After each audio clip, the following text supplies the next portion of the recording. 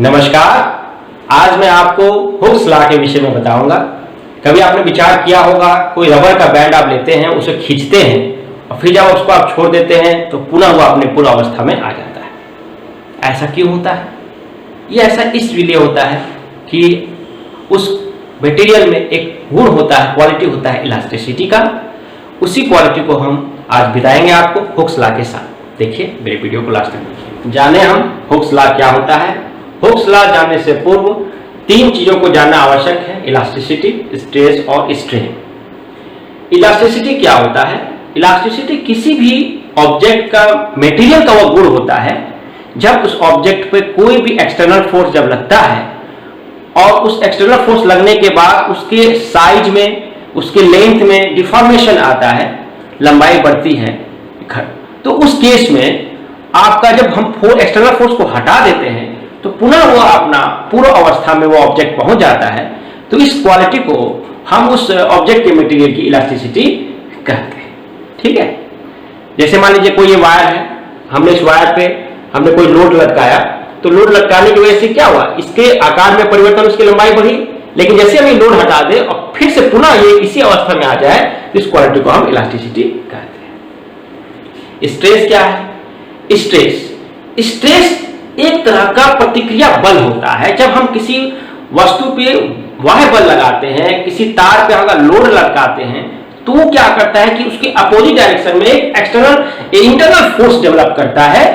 उसी को हम स्ट्रेस कहते हैं, जो हमेशा उसका विरोध करता है। डिफॉर्मेशन का हमेशा क्या करता है? वो विरोध करता है। उसी को हम स्ट्रेस कहते हैं। तो अगर हम इसका एरिया अगर ए है, इसका एरिया ए है, तो एकांक क्षेत्रफल पर जो फोर्स लगता है उस मटेरियल पे, उस फोर्स को हम स्ट्रेस कहते हैं। अगर हम स्ट्रेस को P माने तो P equal to F upon A।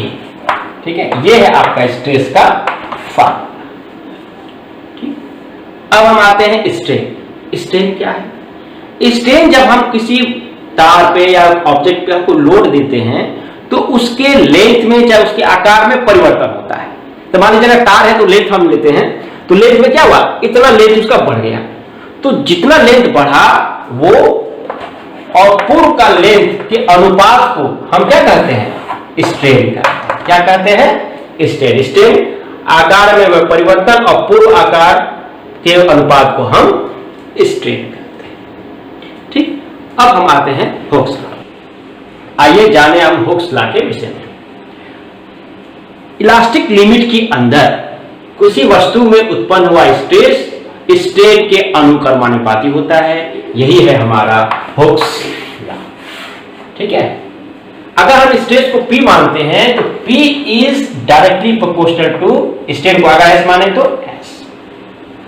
इस प्रोपोर्शनल साइन को अगर हम हटाते हैं तो P equal to E S, या हम E को लिख सकते हैं ऐसे P अपान S। ठीक है, E जो होता है एक कांस्टेंट होता है, जिसे हम मॉडुलस ऑफ इलास्टिसिटी कहते हैं। और ये तीन प्रकार का होता है। अगर कोई वस्तु लेंथ के आकार में हो तो उस समय जो मॉडुलस ऑफ इलास्टिसिटी होती है उसे हम यंग्स मॉडुलस कहते हैं। अगर वो वस्तु आयतन के आकार में, वॉल्यूम में हो, उसमें डिफॉर्मेशन हो रहा है, तो उस इलास्टिसिटी को हम मॉडुलस इलास्टिसिटी को बल्क मॉडुलस कहते हैं। अगर वो शियर में हो रहा हो, मान लीजिए कोई वस्तु शियर हो रहा है, ऐसे हो गया, आपका शियर में हो गया, तो उस केस में मॉडुलस ऑफ इलास्टिसिटी को हम मॉडुलस ऑफ रिजिडिटी कहते हैं। यह है हमारा हुक्स लॉ। आइए अब हम जाने हुक्स लॉ से संबंधित ग्राफ के विषय।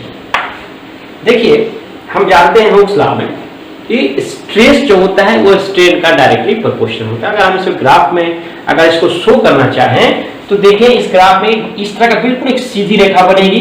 ठीक है, यानी कि अगर स्ट्रेस बढ़ रहा है तो स्ट्रेन भी आपका बढ़ता जाएगा। ठीक है, तो जिस लिमिट तक दोनों का डायरेक्टली प्रोपोर्शनल चलता रहता है उस लिमिट को हम अनुक्रमानुपाती सीमा कहते हैं, प्रोपोर्शनल लिमिट कहते हैं। प्रोपोर्शनल लिमिट से जैसे और हम लोड बढ़ाते हैं, उसका स्ट्रेस बढ़ाते हैं, तो उस केस में क्या होता है कि ये आपका थोड़ा तिरछा होगा। देख रहे हैं, यहां पर आपका प्रतिबल के अपेक्षा स्ट्रेन कुछ ज्यादा बढ़ गया। देख रहे हैं, स्ट्रेन आपका ज्यादा बढ़ गया, लेकिन अगर हम लोड हटाते हैं तो पुनः वस्तु अपने पूर्व अवस्था में आ सकता है। इसलिए लिमिट को हम कहते हैं इलास्टिक लिमिट। इलास्टिक लिमिट में ध्यान रखिएगा, स्ट्रेस की अपेक्षा स्ट्रेन थोड़ा सा बढ़ जाता है, ठीक है। उसके बाद फिर हम और लोड बढ़ाते हैं तो वस्तु में और डिफॉर्मेशन होता है, तो वो आपका इस सीमा सी तक पहुंचता है। उस सी को हम कहते हैं, सी पर जो स्ट्रेस होता है उसे कहते हैं भंजक प्रतिबल। यहां पर वस्तु में जो है अब हम लोड हटा भी दें फिर भी उस पर डिफॉर्मेशन चालू रहता है और डी तक पहुंचते पहुंचते वो वस्तु आपकी टूट जाती है, ठीक है ना। तो ये आपका ध्यान रखिएगा, ए है आपकी प्रोपोर्शनल लिमिट, बी है आपकी इलास्टिक लिमिट और सी वो ऐसा पॉइंट है जहां से आप प्रतिबल आपका नहीं बढ़ेगा। वस्तु में लोड हटा भी देंगे तो भी आपका वो वस्तु का आपका डिफॉर्मेशन बढ़ता रहेगा, वो लास्ट में आपका टूट जाएगा। उसे हम कहते हैं भंजक प्रतिबल। यह है हमारा हुक्स लॉ का ग्राफ। और अगर आपको ये वीडियो अच्छा लगा होगा तो आप इस पर जरूर लाइक करिएगा। धन्यवाद।